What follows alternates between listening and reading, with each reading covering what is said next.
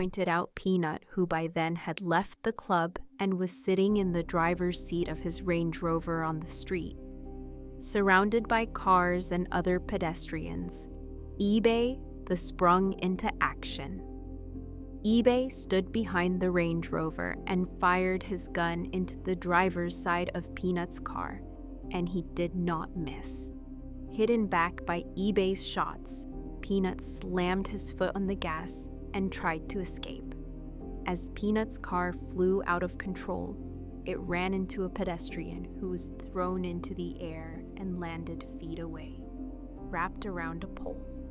The car flipped over on its side, smashing to the sidewalk, and came to rest in front of a restaurant.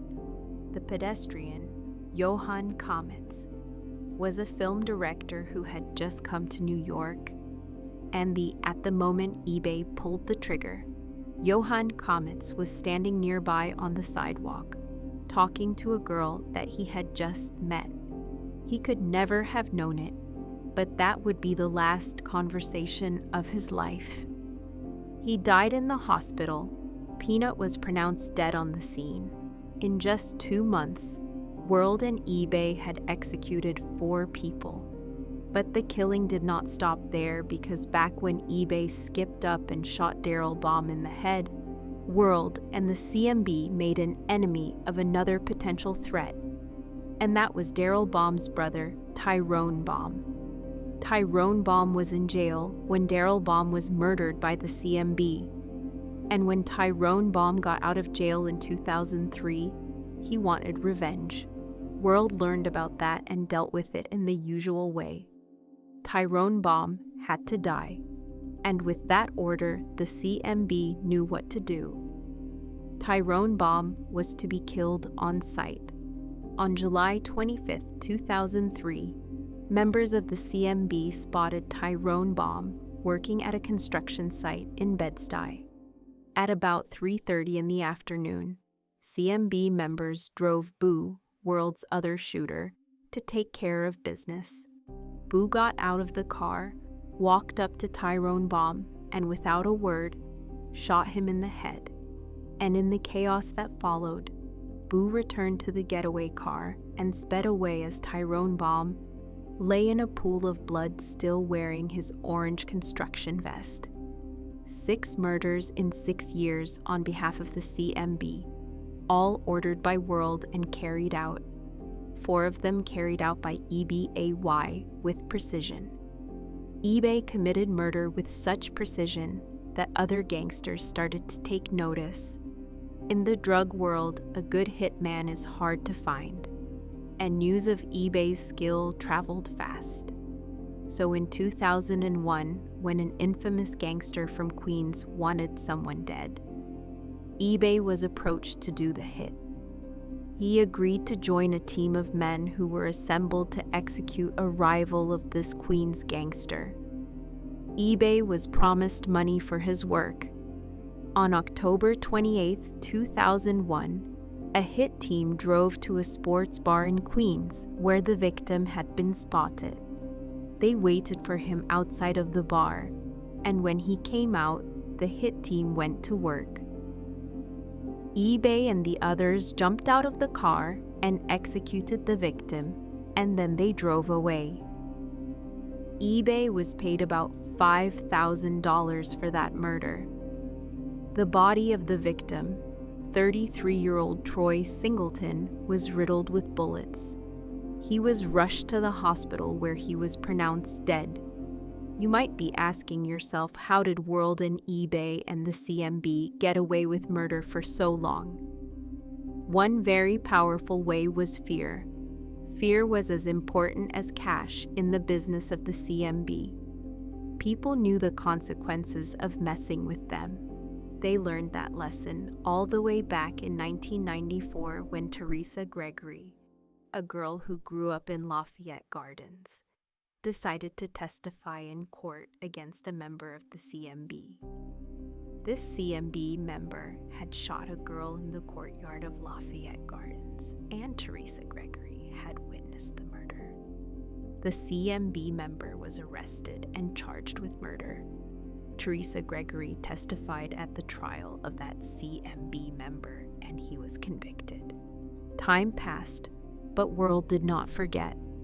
About a month after Gregory gave birth to her first child, she came to Lafayette Gardens to see her mother. She dropped the child off with her mother, and then she went out. And in the courtyard of Lafayette Gardens, she saw World circling her on a bicycle. Moments after she saw World acting on his orders, a CMB member shot Teresa Gregory. She was rushed to the hospital but survived. She was 24 years old. That, ladies and gentlemen, is a snapshot into the world of the CMB. You have just heard about some of the most vicious acts that they committed, but it didn't end there. The defendants lived in a world fueled by crime and violence for more than a decade. Robbery, kidnapping, drug dealing, as well as shootings and murders. And for these crimes, the defendants have been charged with racketeering, which means that they committed these crimes as part of a gang. World, the gang's leader, is charged with murder, attempted murder, drug dealing, robbery, kidnapping, and firearms offenses. eBay, his loyal hitman, is charged with murder, murder for hire, drug dealing, and firearms offenses. Over the next few weeks, you are going to hear evidence that proves beyond a reasonable doubt that the defendants are guilty of these crimes. The evidence is going to come to you in a variety of forms.